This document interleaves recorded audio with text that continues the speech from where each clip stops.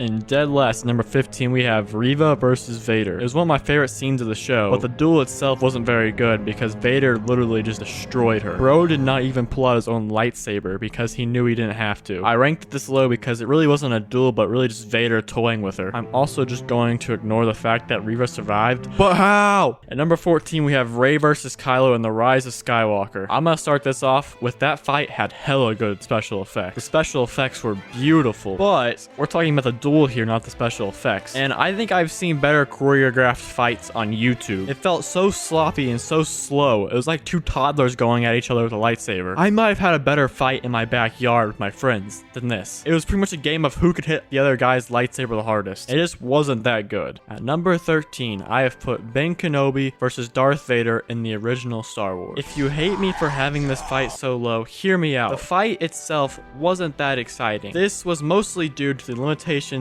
George Lucas had to work around, and it was revolutionary at the time, but it has since been outshined. I've actually seen comments that are very good theories on why the fight was so bad. It's because Obi-Wan has a more defensive fighting style, and Anakin didn't want to be too aggressive, because last time he wasn't too aggressive, this happened.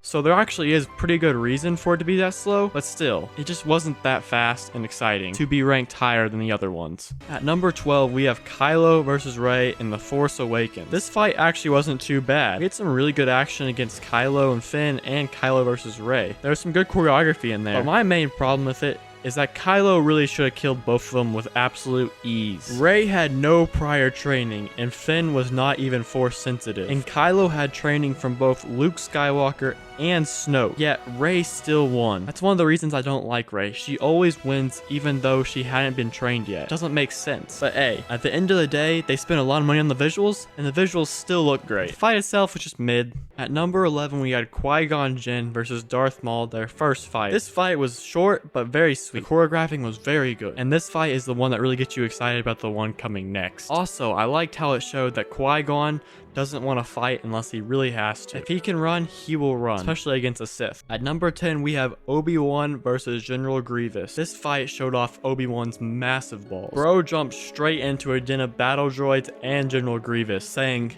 "Hello there." All because he knew General Grievous was too prideful and that he would want to fight him himself. This duel had to be ranked low because the duel soon after it started turned to utter chaos, with the clones showing up, both General Grievous and Obi-Wan losing all their lightsabers, and this lightsaber duel ended with Obi-Wan killing General Grievous with a blaster. Now, it doesn't make much sense for a lightsaber duel to end with a blaster, so it really can't be that high, even though I loved the beginning. It really just showed how good Obi-Wan was with a lightsaber. At number 9 is Anakin Obi-Wan versus Dooku Revenge of the Sith. We really get to see that Anakin's skill actually had doubled since the last time they met in the movies. We also saw Obi-Wan and Anakin way more in sync than last time, where Anakin just straight bomb rushed him. But unfortunately, this was the turning point in the beginning of the end for Anakin when he beheaded Dooku, who was a prisoner, committing yet another war crime to put on his resume. I think about this as the last time Anakin was truly loyal to Obi-Wan, saving him. After that, he started to doubt Obi-Wan and the Council, leading to his little dark side spree. I also love the stunned face of Dooku when Palpatine tells him to do it. Bro was just like, "What? You're not supposed to do this?" And then Palpatine's like, "I don't care.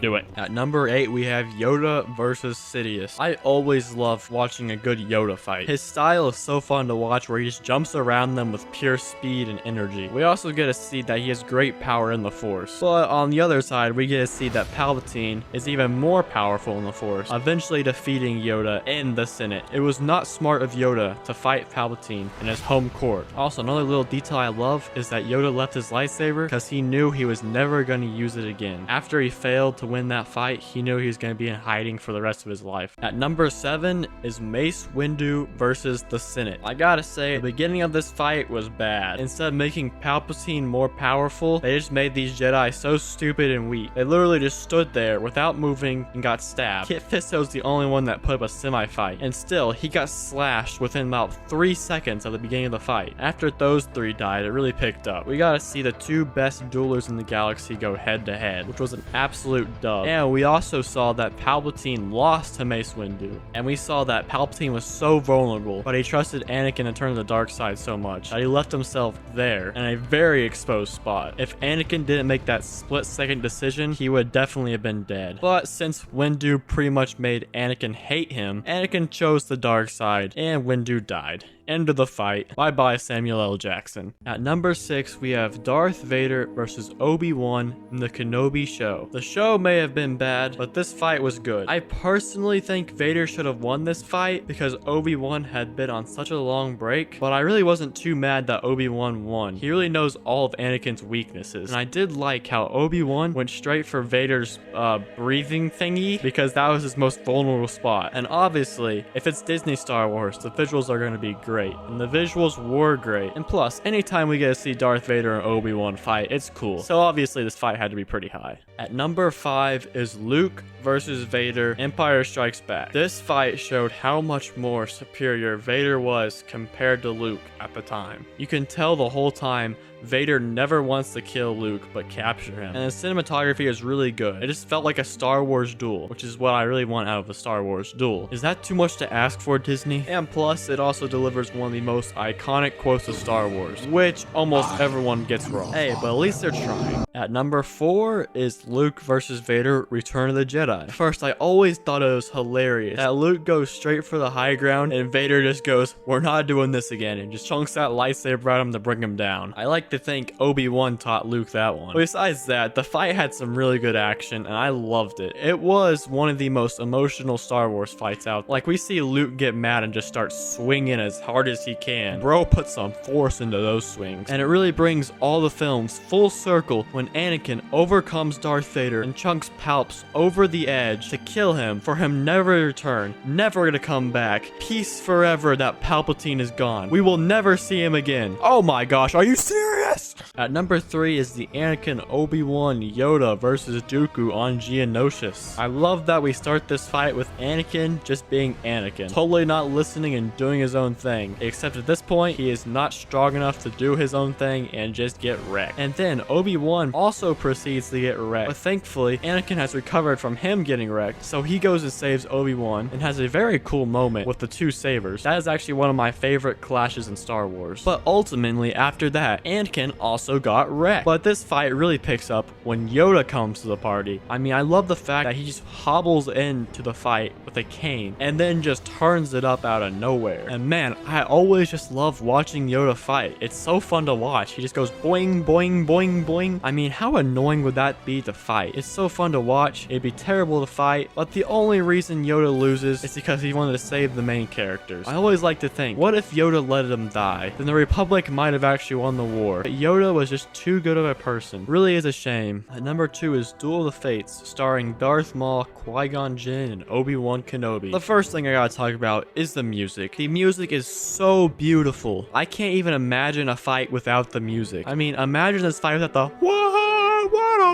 like, it just wouldn't be the same. And the choreography was on point, setting was on point, it just felt perfect. And obviously we had giant chasms like every great duel has. If there's not a giant chasm for someone to fall in, is it really a Star Wars fight? Like, going back to the music, when Qui-Gon and Darth Maul start going head to head with each other when Obi-Wan gets trapped, I love how the music just stops. It just gives you the feeling that something bad is about to happen, and something bad was about to happen. It created so much tension for the inevitable. And after Qui-Gon gets stabbed is my favorite part, when Obi-Wan and Darth Maul go straight up head to head. The choreography here was insane. They were going so fast. I may even debate it is the best part of the whole fight, because they were just flying. And to finish off the fight, we get to see that Darth Maul is too arrogant and ultimately gets sliced in half by Obi-Wan, and then uses the giant chasm that I talked about earlier. And that is why it's essential to have a giant chasm. Without the giant chasm, Darth Maul could not fall in it. So thank goodness for that giant chasm. Really saved the whole fight. Number 1, we have the Battle of Heroes featuring Obi-Wan versus Anakin. I mean, first off, we get to hear another banger soundtrack. John Williams was out of his mind on these prequel fights. But past that, I love how fluid the fight is. The whole fight just flowed on and on and on. And that's obviously because these two have been training together for years upon years upon years. So they know each other's every move. They know their strengths, weaknesses, so it's really hard for either of them come to getting an advantage. But in the end, Obi-Wan saw a chance to bring out Anakin's biggest weakness, which was obviously arrogance. And Obi-Wan just tempted Anakin to jump over him. And we know that did not end well for Anakin. But the great scene did not stop after that. We get the emotional speech by Obi-Wan, which I don't even want to go into because it always makes me so depressed. This fight signified the end of Anakin Skywalker and the end of the prequels movies. This fight always makes me sad and excited at the same time, which I don't even know how that's possible, but it is. Thank you, George, for this one. Make sure to tell me how I am terrible at ranking in the comments. And while you're down there, hit the subscribe button as well. Alright, bye.